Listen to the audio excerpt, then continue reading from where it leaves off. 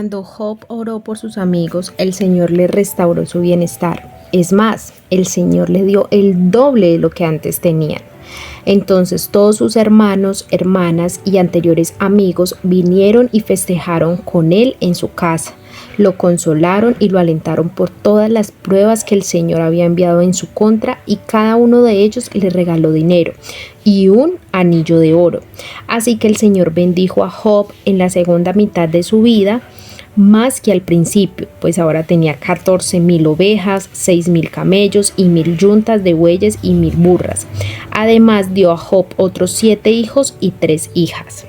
Esto lo encuentras en la palabra del Señor en Job 42, del versículo 10 al versículo 13. La historia de Job es de gran aprendizaje para cada uno de nosotros, y más cuando intentamos o queremos empezar una vida en Cristo, porque realmente tenemos la tendencia de creer que el buscar de Dios nos va a omitir sacrificio, nos va a omitir pruebas, nos tiene que ir bien en todo, y muchas cosas empezamos a crear en nuestra mente, o que ha establecido pensamientos del mundo, creyendo que estar con Dios es igual a no pasar por ninguna dificultad.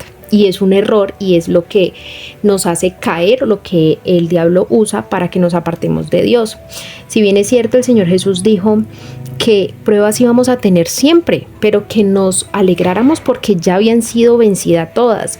De hecho, Job en el principio de su libro menciona mucho que Job era un hombre intachable ante los ojos de Dios. Era un hombre que siempre le daba la gloria a Dios, que era agradecido, que realmente Dios lo veía con buenos ojos porque tenía una absoluta integridad y que le tenía temor a Dios y se mantenía siempre apartado del mal. Pero ¿qué pasa?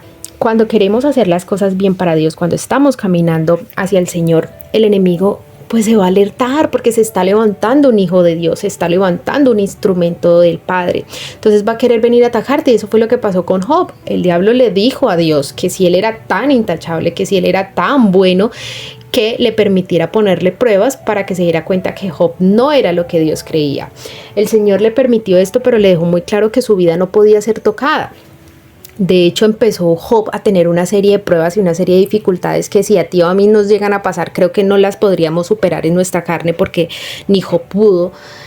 Pero que realmente si tú lees y estudias ese libro, te das cuenta que a este hombre le pasaron muchísimas cosas después de tenerlo absolutamente terrenalmente todo. Porque Job era muy próspero, tenía su familia, tenía sus hijos y era muy feliz. Y era un hombre muy agradecido.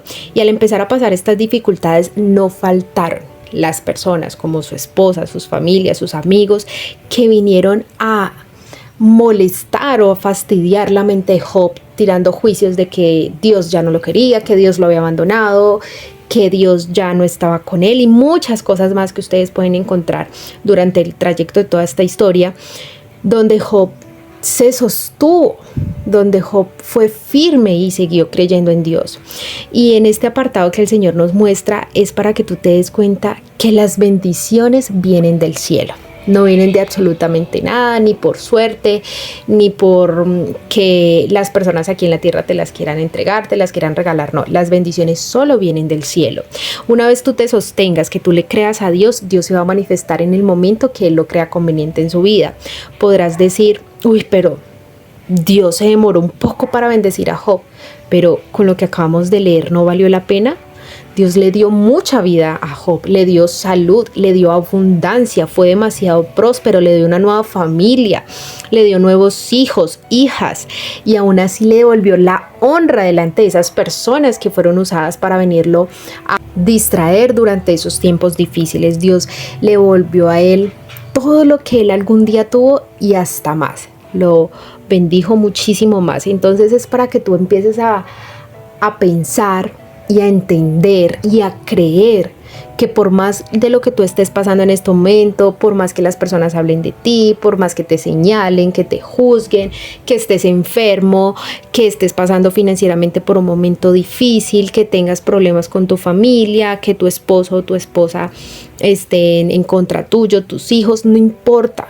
Lo más importante es que no te apartes de Dios. Lo más importante es que estés de la mano de Dios, para que así Dios te pueda a ti compensar, para que así Dios te pueda a ti respaldar. Cuando hacemos un crédito en una entidad financiera, siempre está el deudor y piden también un codeudor, o sea, una persona que respalde en caso que la persona principal no pueda pagar esa deuda. Así es la vida.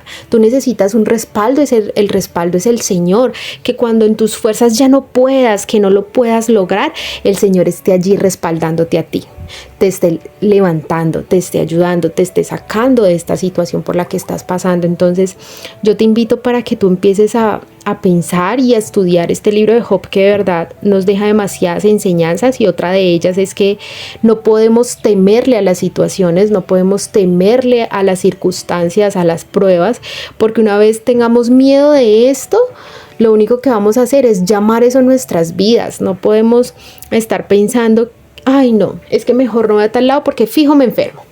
Es que mejor no pago esa cuota porque ya no tengo ni para el mercado. No pienses eso, porque eso que tú estés estableciendo en tu mente, eso que estás creando, es lo que se va a manifestar y lo que vas a ver reflejado en tu vida. Entonces empieza que cuando lleguen esos pensamientos de temor, esos pensamientos de angustia, esos pensamientos de incertidumbre, los cambies por pensamiento de paz, por pensamiento de confianza, por pensamiento de fe, que muy seguramente te va a dar muchísimos más frutos y mejores de los que tú has pensado en algún momento de tu vida.